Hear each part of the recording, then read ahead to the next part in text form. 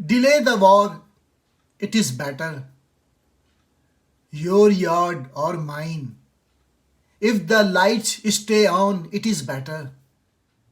The blood be your own or foreign. It is the blood of Adam after all. The war, it may be in the west or east. It is the murder of world peace after all. The war itself is a bitter blight. How then will it alleviate any affliction? The blood and fire will today be merciful, but tomorrow will be starved, insufficient.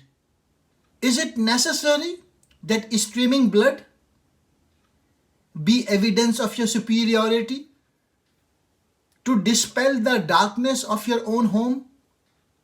Is it necessary to incinerate someone else's city? Bombs might shower on houses or borders. They destroy the soul of an edifice. The land that burns, be yours or foreign, all lives will writhe in indigence. The tanks might charge, they might retreat. The womb of the earth is left infertile. Exult in victory or grieve in defeat. Life will lament a loss that was futile.